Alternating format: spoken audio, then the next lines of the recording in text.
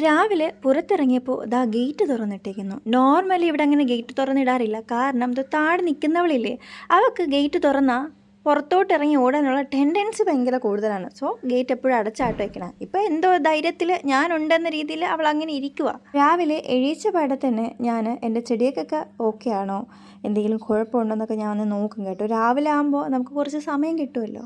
അതിൻ്റെ ഇടയിലും ക്യാമറ തിന്നാൻ വേണ്ടിയിട്ട് നമ്മുടെ ലിയോ വന്നിപ്പോണ്ട് കേട്ടോ. ഞാൻ ഈ ചെടീനെയൊക്കെ തൊട്ടും തലോടി പോവും. അത് കണ്ട് കുറച്ച് കഴിയുമ്പോൾ അവളും വന്ന് ആ ചെടീനെയൊക്കെ മണപ്പിച്ചുകൊണ്ടിരിക്കും. ഞാൻ ഇനി അടുത്തതിനി എങ്ങോട്ടാണ് പോണേന്നാട്ടോ അവൾ ഈ നിന്ന് നോക്കുന്നത്.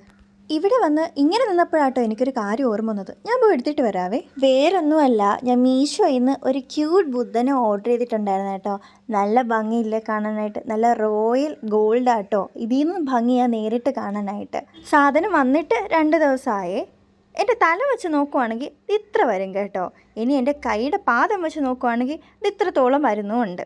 തീരെ ചെറുതല്ല, എന്നാലും ചെറുതാണ്. ഇത് കണ്ടോ, ഈ ചെടി അപ്പുറത്തെ വീട്ടിലെ ശോഭന മാമിയിരിന്ന് ചോദിച്ച് മേടിച്ചതാട്ടോ. എൻ്റെ പേര് മാമിക്കും അറിഞ്ഞൂടാ, എനിക്കും അറിഞ്ഞൂടാ. പക്ഷെ അയല കണ്ടോ, ഇടയുടെ ഉള്ളിൽ ഡാർക്ക് ഗ്രീൻ വരുന്നു.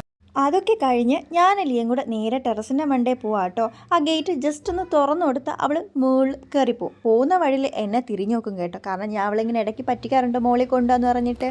ഇവിടുത്തെ ടെറസിൽ ബൊഗൈൻവില്ല പൂവും പിച്ചിപ്പൂവും ഇപ്പോൾ നല്ലോണം പൂത്ത് നിൽക്കുക കേട്ടോ. ഇന്നലെ എൻ്റെ അമ്മയ്ക്ക് കുറേ പിച്ചിപ്പൂ കിട്ടിയായിരുന്നു. അതിൻ്റെ ബാക്കി 4-5 ഇന്നുണ്ടായിരുന്നു കേട്ടോ. എത്തുന്നതൊക്കെ ഞാൻ കയ്യെത്തി അങ്ങ് പറിച്ചു. ഇന്ന് എനിക്ക് കറക്റ്റ് 4 പിച്ചിപ്പൂ കിട്ടി. നല്ല മണം ഉണ്ടായിരുന്നു. ലിയോയുടെ അടുത്ത് താഴെ പോകാമെന്ന് പറഞ്ഞതും അവൾ ആ തിട്ടയിൽ ചാടി കയറാൻ നോക്കുക കേട്ടോ. അവളെ പറഞ്ഞിട്ട് കാര്യമില്ല, ഞാൻ ശീലിപ്പിച്ചതാട്ടോ. ടെറസിൽ വരുമ്പോൾ ഞാൻ സ്ഥിരം അവളെ തിട്ടയുടെ മുകളിൽ കയറ്റി കുറച്ച് നേരം ഇരുത്തും. ഞാൻ അവളെ പിടിച്ചുകൊണ്ടിരിക്കും കേട്ടോ. കേട്ടാത്തോണ്ട് തുള്ളിച്ചാടി ദേഷ്യം വന്ന് ഇറങ്ങി പോകുന്നതാണ്. ഞാൻ വീട്ടിലുള്ള ടൈമിൽ ഇവളെ പറ്റുന്നത്രയും മാക്സിമം ആക്റ്റീവ് ആക്കി നിർത്താൻ നോക്കും കേട്ടോ. കാരണം ആൾ ഇച്ചിരി ഫാറ്റാണ്. സോ എന്നെക്കൊണ്ട് പറ്റുന്ന രീതിയിൽ ഞാൻ അവളെ ടോട്ടിപ്പിക്കും. അതുമല്ല, അവൾക്കത് ഇഷ്ടവുമാണ്. കിട്ടിയ പിച്ചിപ്പൂവൊക്കെ കൊണ്ട് ഞാൻ എൻ്റെ റൂമിൽ കൊണ്ട് വയ്ക്കാൻ നേരത്താണ് ഞാൻ ആ നേരത്തെ കാണിച്ച ബുദ്ധനെ വെയിലത്തിരുത്തിയിട്ട് എടുക്കാൻ മറന്നുപോയി. ഇനി കാക്കെങ്ങാനും തള്ളിയിട്ടാലോ എന്ന് പറഞ്ഞ് ഞാൻ ഓടി ചെന്നപ്പോൾ ബുദ്ധ അവിടെ തന്നെ ഇരിപ്പുണ്ട് കേട്ടോ. ഞാൻ ബുദ്ധനെ എടുത്ത് തിരിച്ചിറങ്ങിയപ്പോൾ ലിയോ സ്റ്റെപ്പിൻ്റെ അവിടെ വന്നിരിക്കുന്നു. അപ്പോൾ ഞാൻ വിചാരിച്ചു ലിയോനെയും ബുദ്ധയൊക്കെ കുറച്ച് ഫോട്ടോ എടുക്കാമെന്ന്. അങ്ങനെ രണ്ടുപേരെയും നിർത്തി കുറച്ച് ഫോട്ടോയൊക്കെ എടുത്തു. അങ്ങനെ ബുദ്ധൻ്റെ ഫോട്ടോഷൂട്ടൊക്കെ കഴിഞ്ഞ് ഞാൻ ഈ കൂട്ടിലാട്ടോ ബുദ്ധനെ വയ്ക്കുന്നത്. കൂട്ടിനുള്ളിൽ ബുൾച്ചയടിച്ച് വച്ചിരിക്കുന്നതല്ല, ബുദ്ധൻ്റെ ഓറയാണ് കേട്ടോ.